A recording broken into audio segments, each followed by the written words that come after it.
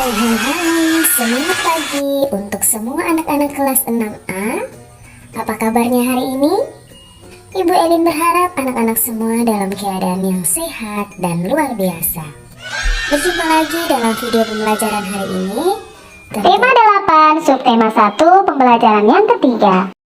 Sebelum kita memulai pembelajaran hari ini, jangan lupa untuk anak-anak selalu sarapan sehat untuk membuat anak-anak semakin bersemangat ketika belajar.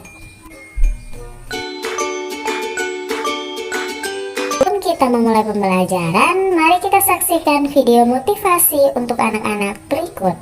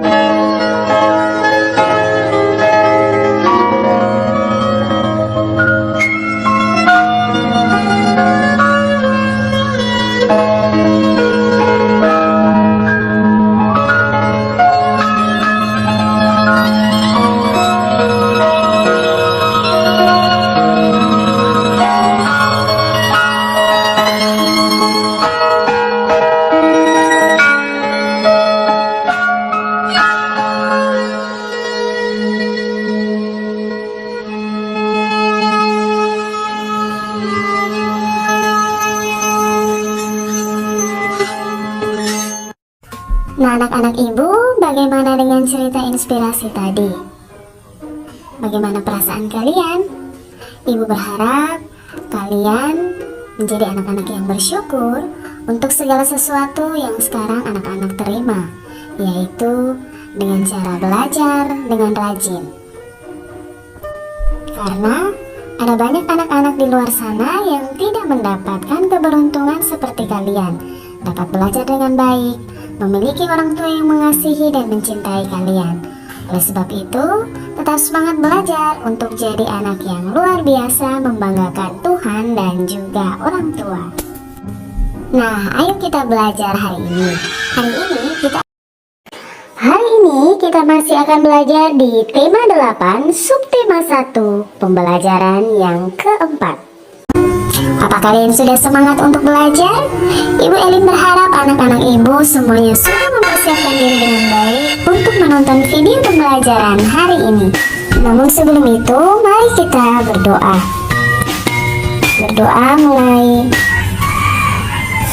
Berdoa selesai. Mari kita simak video pembelajaran.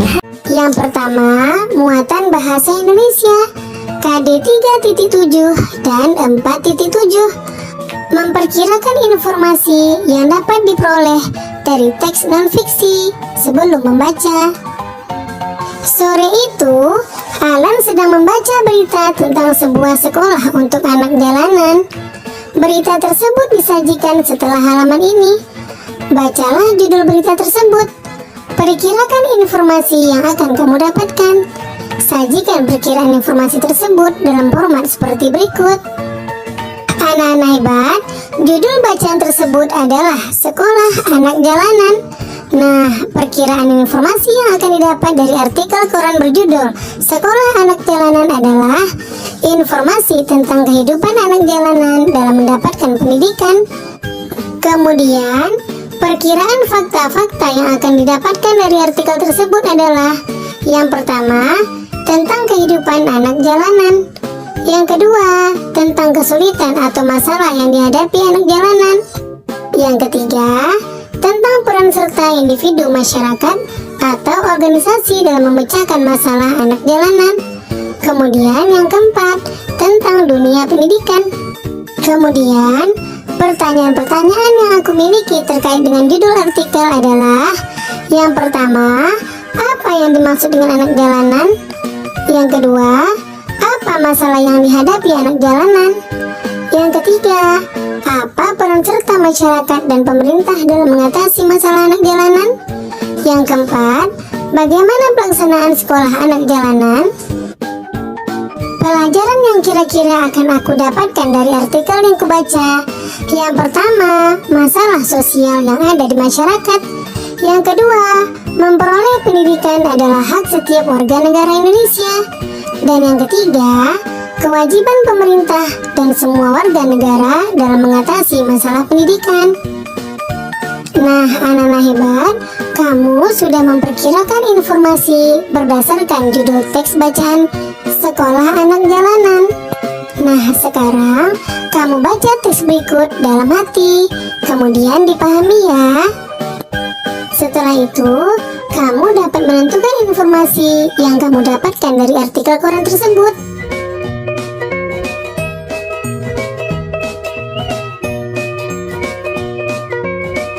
Setelah membaca artikel koran yang berjudul Sekolah Anak Jalanan, lengkapi format berikut ini dan bandingkan dengan format yang sebelumnya kamu isi sebelum membaca artikel. Apakah ada perbedaan? Jelaskan jawabanmu.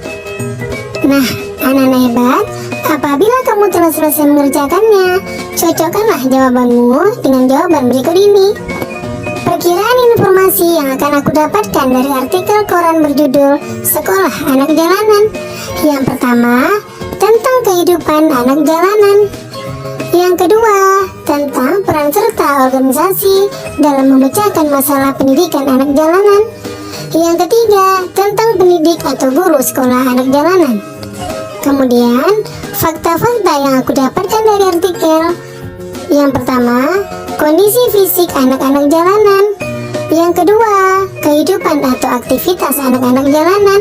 Yang ketiga, tempat sekolah anak-anak jalanan. Yang keempat, organisasi yang peduli dengan dunia pendidikan anak-anak jalanan. Dan yang kelima, tentang pendidik atau guru sekolah anak-anak jalanan. Hal-hal baru yang aku dapatkan dari informasi di artikel. Yang pertama, kondisi fisik anak-anak jalanan. Yang kedua, walau hidup susah, anak-anak jalanan tetap semangat bersekolah. Yang ketiga, kepedulian organisasi Yayasan Himmata terhadap pendidikan anak-anak jalanan. Yang keempat, gaji pengajar atau guru sangat kecil, walau jasa guru sangat besar. Kemudian, ikhlasnya para guru atau pengajar di sekolah anak-anak jalanan. Pelajaran yang akan aku dapatkan dari artikel yang kubaca. Yang pertama, selalu bersyukur karena kehidupan saya tidak sekeras dan sesulit anak-anak jalanan. Yang kedua, walau kehidupan keras dan sulit, anak-anak jalanan tetap peduli dengan pendidikan dengan tetap bersekolah. Dan semangat belajar ini harus saya tiru. Penjelasan tentang sebelum dan sesudah membaca artikel. Nah, hanya ada sedikit perbedaan antara sebelum dan sesudah membaca artikel. Lebih banyak persamaannya. Hal ini dikarenakan judul bacaan artikel sesuai dengan isi dari bacaan artikel. Judul juga masih sesuai dengan pokok-pokok pikiran tiap paragraf.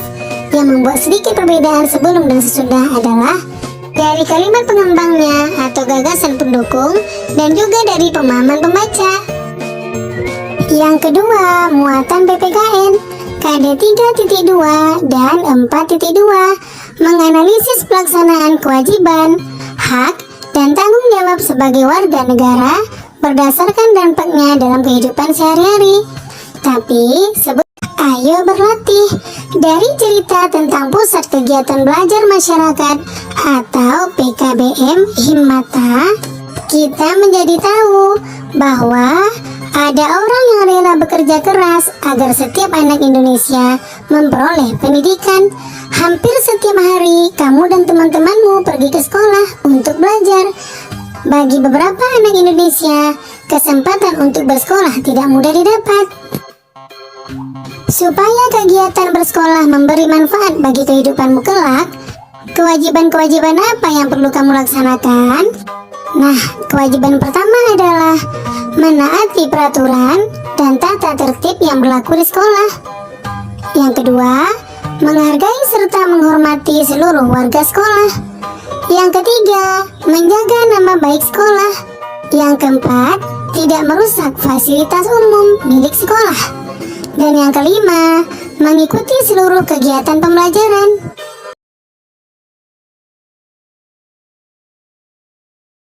Jawablah pertanyaan berikut. Anggaplah kewajiban yang kamu tulis pada kegiatan tersebut sebagai janji yang harus dipenuhi. Yang pertama, jelaskan mengapa kamu memilih janji tersebut. Apakah janji itu akan memberi manfaat bagi keberhasilan pendidikanmu? Ya, dengan menaati peraturan sekolah akan tercipta keteraturan dan suasana nyaman dalam sekolah. Kemudian, apakah kewajiban yang kamu tulis merupakan hal yang harus kamu lakukan? Iya, kewajiban yang saya tulis merupakan hal yang harus saya lakukan karena manfaat yang diperoleh sangat banyak, baik manfaat untuk diri sendiri maupun manfaat untuk orang lain. Yang ketiga, apakah melaksanakan kewajiban akan memberikan manfaat bagimu? Mengapa? Ya, memberi manfaat bagi saya karena dengan melaksanakan kewajiban, maka melatih saya untuk mempunyai sikap bertanggung jawab. Yang keempat, apa yang bisa kamu simpulkan dari kegiatan ini? Nilai-nilai apa yang kamu peroleh dari kegiatan tersebut? Melaksanakan kewajiban itu sangat menguntungkan dan bermanfaat, baik untuk diri sendiri maupun orang lain. Nilai-nilai yang saya peroleh dari kegiatan itu adalah nilai kejujuran, toleransi, nilai disiplin, nilai mandiri, nilai kepedulian, nilai cinta tanah air, dan nilai kebangsaan. Yang ketiga, muatan IPS KD 3.1 dan 4.1 mengidentifikasi karakteristik geografis dan kehidupan sosial budaya, ekonomi, politik di wilayah ASEAN. Masih ingatkah kamu informasi tentang negara tetangga kita Singapura? Mari kita cari informasi tentang negara tetangga lainnya, yaitu Thailand dan Vietnam. Ayo anak hebat, perhatikan gambar berikut. Kemudian, untuk mendapatkan informasi tentang negara Thailand, bacalah teks berikut. Kemudian dipahami ya.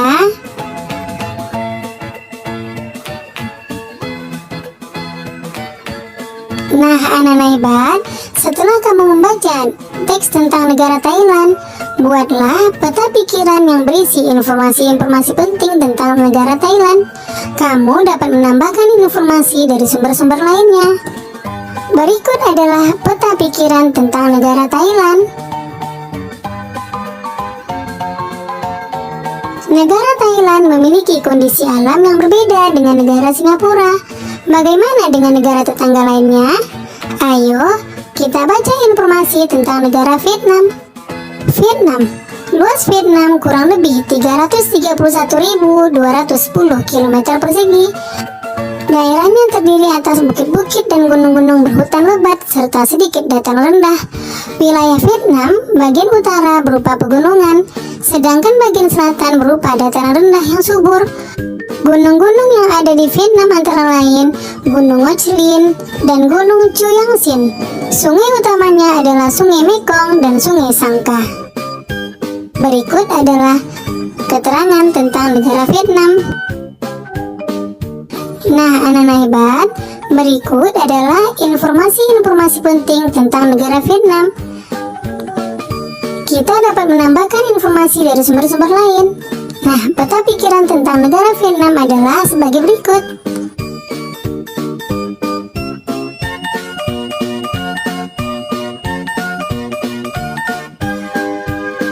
Ayo berlatih. Bandingkan kondisi alam Thailand dan Vietnam.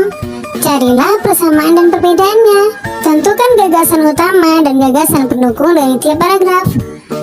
Nah, alternatif jawabannya adalah sebagai berikut.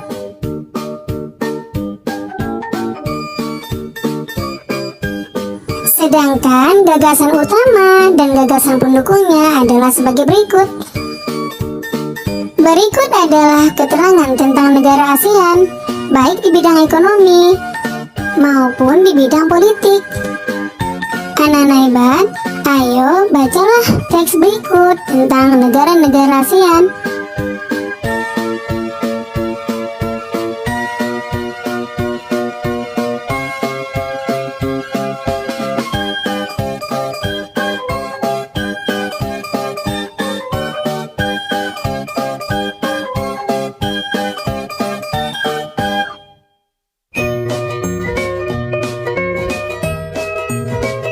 Negara-negara yang terletak di Asia Tenggara bersepakat untuk membentuk sebuah organisasi yang bernama ASEAN.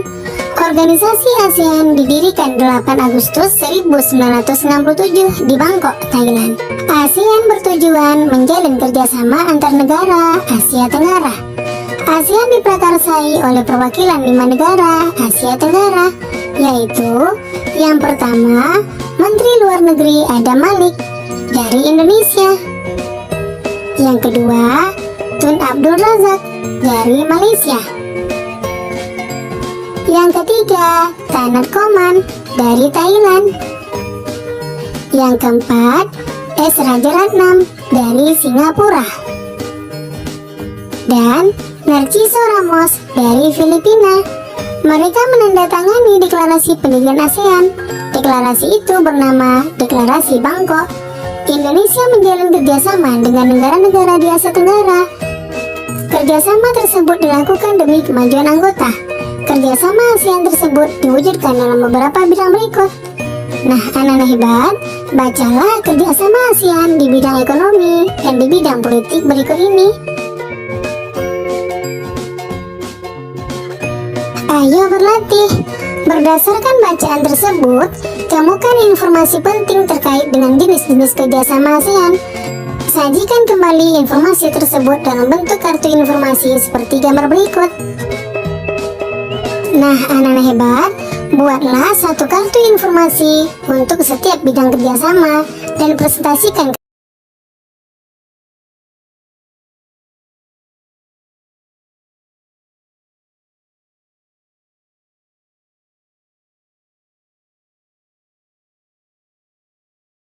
Nah anak-anak ibu, sampai di sini video pembelajaran hari ini. Ibu Elin berharap anak-anak dapat mengerti apa yang Ibu Elin sampaikan. Jangan lupa untuk menonton video lebih dari 1 kali dan mengerjakan setiap tugas dengan cara kerjanya. Salam sehat untuk anak-anakku semua dan juga para orang tua yang di rumah. Tetap semangat belajar dari rumah. Sampai jumpa.